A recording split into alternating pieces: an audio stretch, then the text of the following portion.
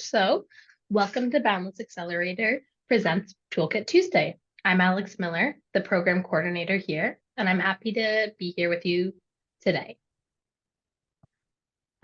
So we do not have any assigned interpreters for today's session.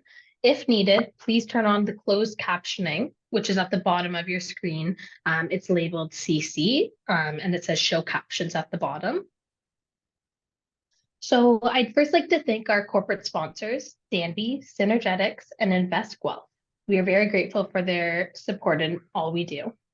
So before we begin today's session, I would like to begin with a land acknowledgement. As we gather today, let us take time to reflect on our privilege to live and work in Guelph, a city built over rich, indigenous histories. We are guests here, and we should reflect upon the responsibility to care for this land, the people who live here today, and the generations to come. If our actions today can move us towards reconciliation, we should take pause and make those decisions with intention and gratitude. This place we call Guelph has served as traditional lands and a place of refuge for many people over time, but more specifically, the Antin-Doronk and the Haudenosaunee. This land is held as the treaty lands and territory with the Mississaugas of the Credit First Nation. Guelph lies directly adjacent to the Hallmaid Tract and is part of a long-established traditional hunting ground for the Six Nations of the Grand River. Many First Nations, Inuit, and Métis people today have come across the Turtle Islands called Guelph home. So, to begin, today's webinar is called Building Your Product, Essentials of Product Development and Market Fit, presented by Michael Kamita. Hello. So, in case some of you are new to Boundless Accelerator, here's a very quick history lesson. Boundless Accelerator was established in 2010 as Innovation Guelph and is one of 17 regional innovation centers in Ontario. We are proud to share with you that we won many awards for our leadership in advancing Canadian entrepreneurship across the country. Yes, the country. While we are located in Guelph, Ontario, we serve the entire region of Southern Ontario and have one national program. This means that while most of our clients are located within the Toronto to Waterloo corridor, we do have clients in BC, all the way to Nova Scotia, and throughout most of Ontario. We work with our clients, supporting them throughout multiple stages of business growth, from startup to scale up, with many programs and workshops, networking opportunities, and professional introductions. Recently, we introduced a brand new consulting division for larger startups with over $1 million in annual revenue called Boundless Business Consulting. However, this information is on our website at boundlessaccelerator.ca, which you can visit at any time. So today we're not here to listen to me, but to listen to our very interesting presenter, Michael Kamita. So I'll quickly introduce Michael here. So Michael is a startup-focused consultant who is always excited to work with passionate entrepreneurs.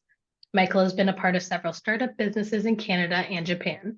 His background includes CFO roles on Bay Street and for a technology startup and project management for a major telco. Michael's work experience includes roles in operations, sales, HR strategy, and investment readiness to startup, scale-up companies. Should you have any questions for Michael today during the presentation, please reach out to me or in the chat box, or you can use the Q&A feature. I'll be monitoring the questions, and when it's the right moment, I'll either ask them, or we'll wait till the end of the session to get all the questions out, and I'll let Michael know. So thank you for joining us today, and let's get started. Over to you, Michael. Okay, thanks, Alex. When I saw the picture of me on the screen, I had to look at my shirt to say, "Holy crap! I hope I'm not wearing the exact same shirt from that picture." All right, so today we're going to start talk about MVPs, and then what they are, how they work, and then how you evolve from the creation of an MVP to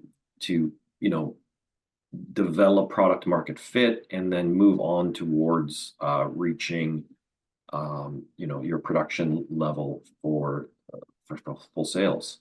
So here's our agenda, which I'm really not going to read to you, but we start off with general MVP discussion, and then why you do it, how you do it, and then how you evolve out of the MVP process into ensuring that you're getting product market fit. So the idea of an MVP, from my point of view, is like kind of the idea of a blueprint. It's initial blueprint. So if you're going to build a house, then you wouldn't start by framing something and then saying, well, how do we go from here? You get the idea written down on paper, and then the architect and the customer are going to work together to get something that they fully understand. So the MVP, the idea is, when we're talking in a startup business, it's testing a hypothesis about a value proposition. So someone has an idea of what they think is going to make a great business. And rather than build an entire business around this idea that an entrepreneur has, they're going to test it. So to test it, you want to use the simplest usable version of the product or service that just delivers core functionality. No bells or whistles. It's not something that's elaborate or detailed or beautiful. It's just core functionality. It's not something that you are going to sell or that you necessarily could sell. It doesn't even necessarily have a revenue model or a business model yet. You're trying to prove the value of this idea. And to do that, you use short iterative development cycles of experimentation and learning. Next slide.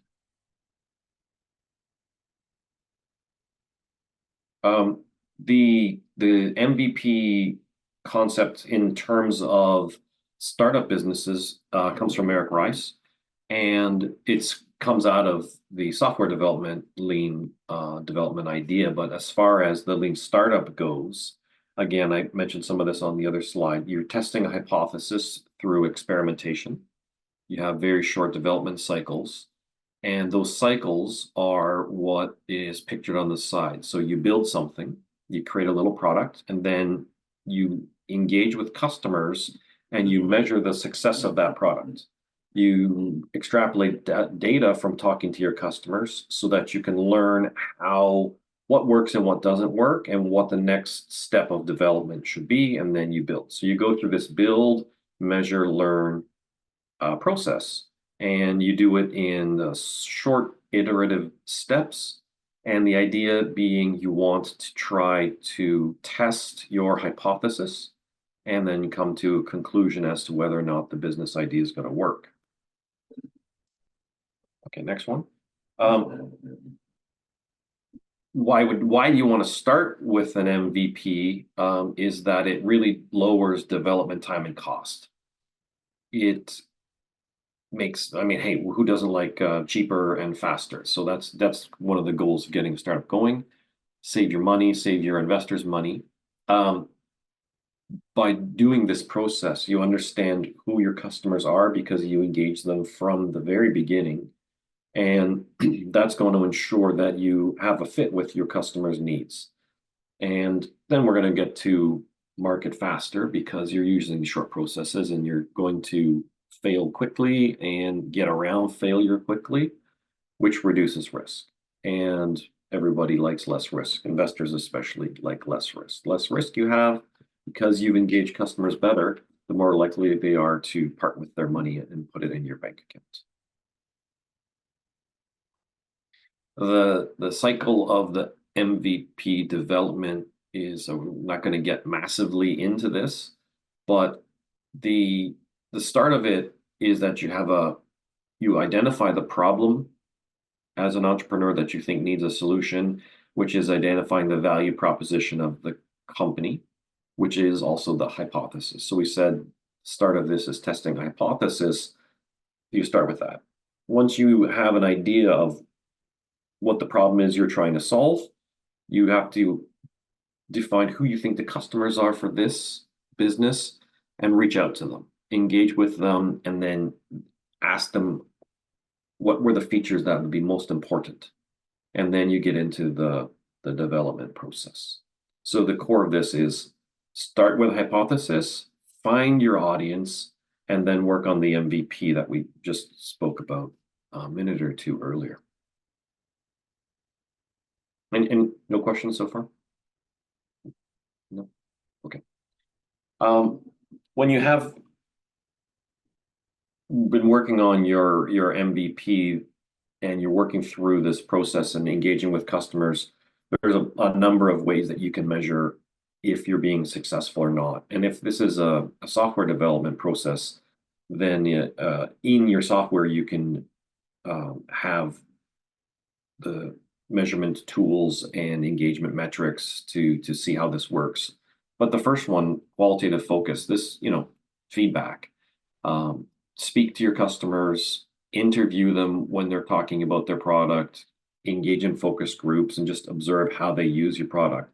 If it's software, this is a little bit easier. If it's not software, like if it's maybe a hard product, then give it to them. Speak to them about, what do they like, what do they not like. Let them work with it, let them use it for a little while, and ask, is it what they want? Is it what they thought they were going to get? In terms of your other metrics, you can do your user satisfaction metrics to make sure, are the people who are testing your product engaging with it? Are they giving you positive feedback about the product? Engagement metrics, check how often are they using it? How long is a set? How long are user sessions? Do they get frustrated at particular points? Are they coming back? And then, conversion metrics. So if you're selling something, how much are you selling? Where are they dropping off from the sales process? And then you have, financial metrics as well.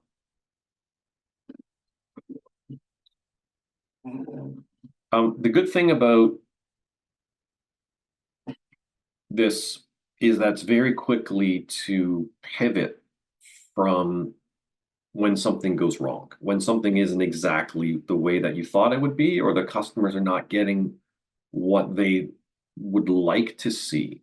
So when you pivot, and as you're developing your MVP, there could be anywhere along the line, you can say, we need to make a strategic decision to pivot away from what we thought. So it might be that the value proposition is off. It might be that your customer audience is off. But whatever it is, you can adjust what you thought you were going to do and what you are doing and how you're delivering your product at any stage in the game. And the idea of this whole process is that one should be very open to changing and one should be ready to pivot at any time. So some of the indicators that you might look at to say, yes, it is time to pivot, it's time to make an adjustment. If you're not aligning with your audience's needs, if you get negative feedback is obvious, but if you get mixed feedback from the people who are using your product, or just if it's neutral's not good enough. Neutral indicates they're ambivalent and they might just fade away. So if you're not getting positive feedback, that's a good indicator. If your key metrics are off, or this is actually quite interesting and important, is that if you find new opportunities. So in speaking with and engaging with your users, they might open a new avenue of business. They might identify unseen market opportunities that are just you were unaware of initially. So your customers can tell you, maybe, oh, this is fine, this is nice, we like this, but oh, we could go over in a totally different direction. All right, next one. So key thing here is pivoting isn't a failure. And some people become they really, but they live their company and they live their idea. And what we do with this process of lean development and lean startup is that the product's not you. It's just a hypothesis that can be adjusted. So you need to be very open to pivot and say, hey, our hypothesis was a little bit off. You're being a bit scientific here. Hypothesis was off. Adjust the hypothesis and deliver something that works better. The other thing is that be quick to pivot, because the whole process is supposed to be fast and quick and get positive feedback. And when you don't, change. You can change it as a matter of degrees. So it can be a minor adjustment where you maybe look for a different target customer, a different audience. You can slightly adjust how you define the value proposition and how you define what you're going to deliver to your customers. Or it can be a massive adjustment. You can just go 180 degrees and completely revise everything. And when you're looking at the pivot, how do you pivot? Well, you go right back to the very start of the MVP process, the 7 steps that were on the previous slide, where you say, we're going to redefine what we think the value proposition is, redefine what the hypothesis is, readjust our audience, and engage them again to start on it. Next one. So the advantages of this, I think I've highlighted some of this before. So we're quickly going to find out. So if we're failing, we quickly fail and we don't invest a lot of money in that. We can pivot so that we key into what our customers want because they're telling us. And so we can pivot and move towards what they want. Then the customers are defining our needs. So this is important in the sense that as an entrepreneur, I might have an idea about what I want to create and what I think would be valuable, but maybe the customer base of one isn't enough. So by having a lot of customers define what they think is important, you're getting a broad opinion on what you think might be a successful business. And then the customers are driving the development process. And that's good because it's not developers who might be, if they're coders, they might say, well, this is easy and I want to do this next. It's something they're interested in. The customers are doing it. So you're always very, very customer focused.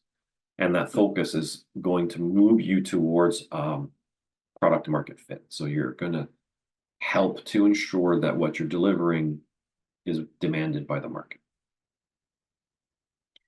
The weakness of this is that the process is designed only to prove a hypothesis.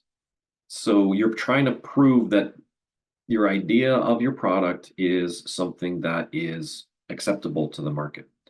So I have a customer right now that had a hypothesis around helping businesses and food manufacturers reduce waste. And they had an MVP and they worked through it and they got to the point where they could deliver their MVP to the customer, and neither the customer nor they have a double-ended system, so they have customers on both sides. They didn't see it. They didn't prove it, and so they had to move on. But it's just the hypothesis that's proven, and they're not, sorry, let me just move on to the next step because I got lost in my head there for a second. So the other weakness is that it's not designed for sale. You didn't define a business process. You didn't design a revenue stream. So the MVP is lacking in that. It's also going to lack in fullness and robustness. It's not going to be a beautiful system. It's not going to necessarily have a solid flow from one step to the other because, again, you were just proving a hypothesis. And it's not got a sustainable business model that's going to prove long-term success for investors. And the problem with, again, is that if you start with the idea of an MVP and you continue to iterate and you move through and you develop and you just keep developing it from an MVP point of view, you may never get something that's sellable. You may never get something that's engaging and robust and full, and the customers may never come to love this product.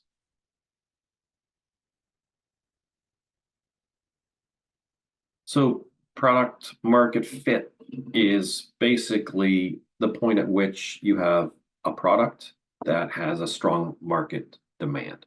So the customers' needs are fit by the product that you're delivering. The feedback that you get when you have an MVP with limited customer base isn't going to ensure that you actually have product market fit because the market's not your small base of MVP customers. when you have your MVP, you have to expand the base so that you can ensure that those customers are reflective of a fuller market. The other thing about product market fit is that it is an ongoing process. It's not just a one-time thing. And the idea of a process versus a one-time thing is what these images are. So product market fit is not a key that you put into a lock and unlock the market, and now you have something that customers want to use forever. It's more like riding a horse. So the horse are your customers, and that's their demands, and you have to move with them as they're bucking and bronking and trying to get rid of you and changing their ideas. You have to stay on the horse, and you have to adapt with the changes of your market. So you have to adapt with the market changes, the user changes, your competition, everything is going to be changing around in the world, and you have to make sure that your product is adapting to that market change.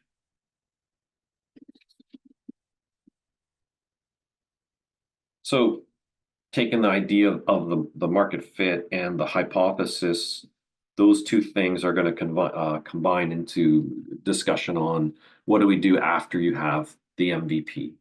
So again, if we think about the MVP was only a hypothesis. It was designed for quick introduction, and it was not designed with a business model and the ease of use in mind. It was just very basic proof. So once you have gotten to the point where you could say, yes, we've proved it, and there's an idea here that customers like, we have to move on to the next step. So there's a couple of things that we have to consider in this. So what we're going to do is continue the process of lean of the cycle, but you have different goals in mind. So one of the things you're going to do is refine and improve the products based on feedback.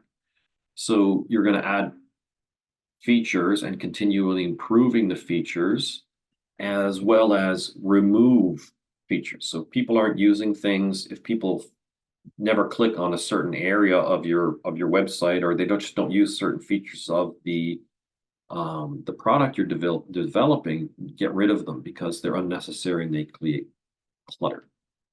And you want to improve usability. In terms of enhancing user experience, this becomes a goal that wasn't really there before. So you're going to fix roadblocks, pain points, bottlenecks, improve the interface and the design. You can start including more visual design elements, make it look more beautiful, make it more engaging, and make sure that the user usability improves.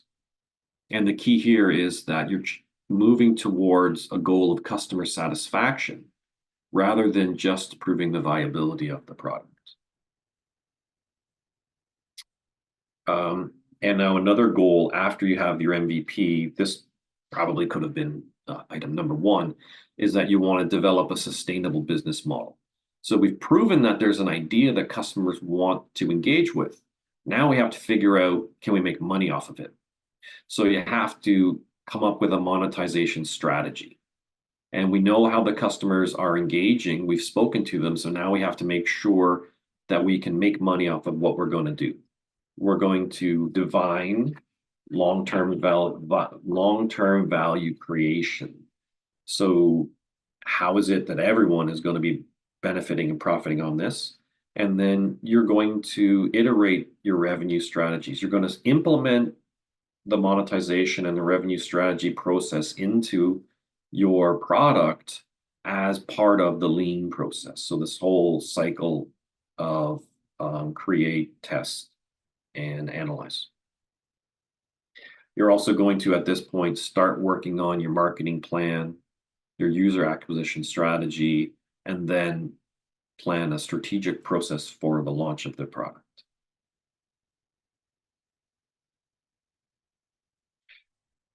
So again, when we come back to the concept of what the MVP was, it was viability. Do we have something that's useful? And when we get in beyond the step outside of the MVP, people shift the approach. So the next phase of development, rather than being viability, is something that has a different goal. And there's a number of different things that ideas that people have in mind. And here's three of them. So you can have the minimum lovable product, minimum sustainable product, minimum marketable product. So you can have one of these three or other goals in mind as you work towards your next step before product launch. So the idea of a minimum lovable product might be something that is very, if it's a very web-based, maybe it's a game, maybe it's social media, you want something that customers love, that they enjoy using, that they want to use, and they want to talk about to their friends and bring their friends in.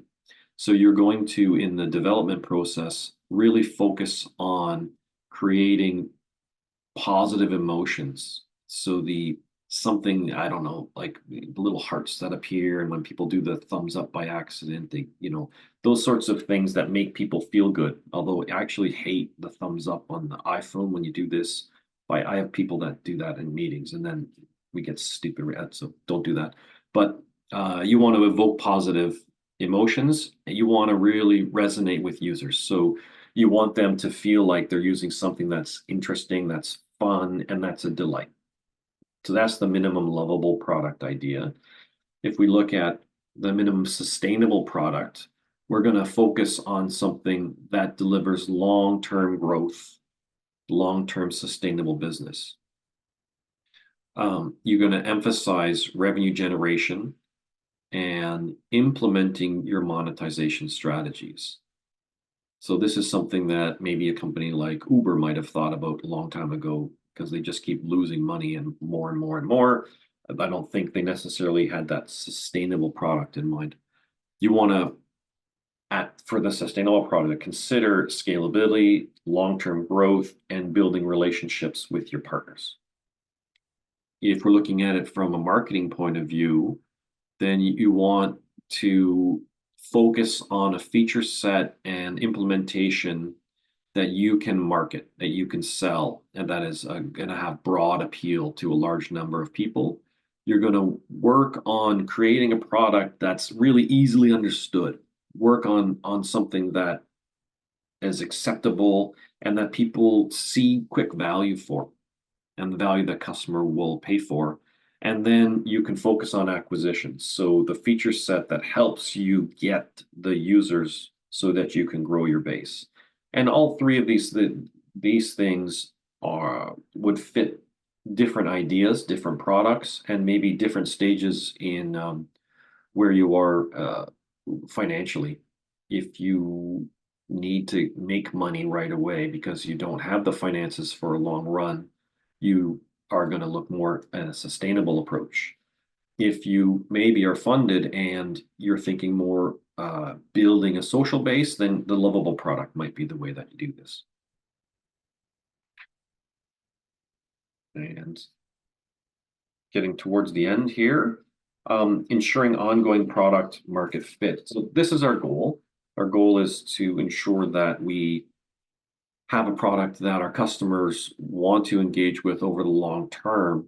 And we know that people are fickle, ideas are fickle, demands change constantly. So you want to, throughout your continual development, you want to make sure that you're using the principles of lean, and you're going to iterate and change based on the cycle of build, measure, learn. So you're going to engage with customers to find out how they like what you've got, how they like the new changes, measure the data. Did it change your satisfaction rate? Does it change positively or negatively your engagement, your satisfaction, your retention?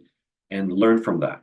And you learn from that and build that into the next process. So you have all your metrics that you have to define, you have your metrics that you have to keep track of, and then you want to learn from those things and be sure that you're ready at any time to pivot. So that might mean redefining who your audience is, redefining what the value proposition of your company is. Even if you've been around for years, even if you've been successful, you have to always be ready to change and adjust if it's minor increments or major ones. And that's it. So do we have any questions? That was a bit faster than I thought. I think I just talk too fast sometimes. That's okay, Michael. Thank you so much for sharing all of that. So yeah, as Michael mentioned, you can see here questions are open. If anyone's interested, you can either say it in the chat or you could do it in the Q&A function.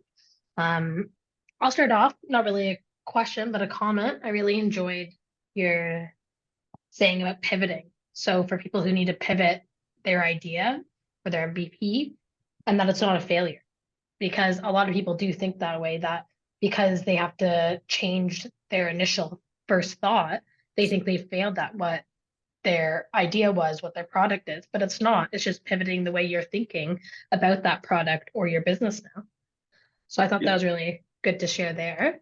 Yeah, and that was where the example, and I threw the example in at the wrong point of time, and then it threw my mind. But the customer that I had that was working in the market of food production, so they were trying to get from producers to retail operations, and they're trying to reduce waste along the line so that companies can produce the thing that customers want at the right levels and at the right time, and make sure that it gets into markets and is sold as the customers need it and as the stores can sell it.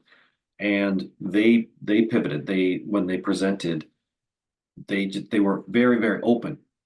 And when I first heard that their MVP failed, I was upset for them, and it was I was holding on to their initial idea, and they were just immediately beyond it. They were like, nope, that was an absolute success for us that our MVP failed. They were like, yeah, perfect, moving on, ready to, and the customers then gave them what they wanted, so they pivoted quickly, and they had a whole new process of ideas to implement to get to what the customer really wanted. Awesome. Okay, and it looks like we do have our first question in. So the question is, why is it referred to as the lean process?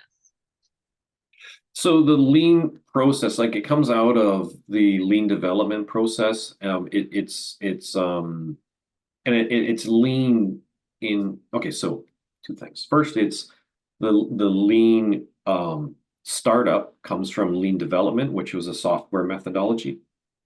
And the idea of lean is that you don't have bells and whistles, you don't have anything fancy. You're doing only the key ideas and the key. You're eliminating waste. You're eliminating unnecessary steps. You're eliminating anything that is frivolous or not core to the idea of what you're trying to do. So a lot of times when if you're talking software development, then you develop on a circular process, and you only have what's necessary at the time. So sometimes when I was thinking about a company that I was with as a startup in KW, we started with an idea. We said, okay, this is the core of our product, and here are a whole bunch of features that we're going to build upon this core product. And we implemented parts of the core, and then we started implementing the features that weren't key and core. And what we ended up doing was wasting a bunch of money building features that we didn't know were going to be necessary or not, because our customers hadn't told us. We just thought it was a good idea. We liked the idea. So it's lean in that lean process would say, you don't do these features, you don't do these because they're not the necessary absolute thing that you need to do at the time. You want to efficiently allocate resources to the most important things, and only the most important things. And so that's why it's lean. No waste. Perfect. Okay. Let's see here. Now we have a chat. Oh, just saying thank you for answering her question there. Okay. Does anyone else have any questions that they'd like to share? Give it a minute there, just in case anyone's typing. You can use the chat function.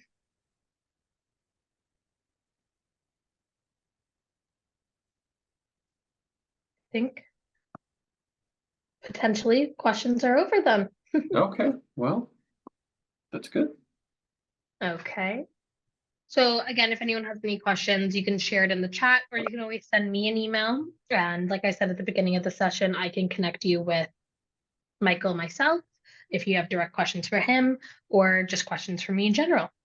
So a quick thank you to our courageous corporate sponsors who support our organization so we can continue to support the ventures that drive the Canadian economy and make the world a better place, which is Danby, Synergetics, and Invest Wealth. So thank you, Michael. That was great. Thank If anyone you. on the call Thanks everyone today, for attending. perfect. So if anyone on the call today would like to reach out to Michael, please just let me know. My email is alex.m@boundlessaccelerator.ca, which I'll write it in the chat here to everyone. So you can send me an email. And we also have a form for you to fill out just for your feedback on the session. Any feedback for Michael that you'd like to share, or any feedback just about Toolkit Tuesday on its own. So I'll be mailing out a copy of this presentation and any supporting documents within the next 48 hours. The presentation will also be posted on Vidyard, and I'll share a link with you all to access the video. In the meantime, please reach out to me if you need anything. A sincere thank you to Michael, our corporate sponsors, and to all of you. So if anyone has any questions before we sign out here, please let me know. Otherwise, I hope everyone enjoys the rest of their day. Thank you. Bye, everyone.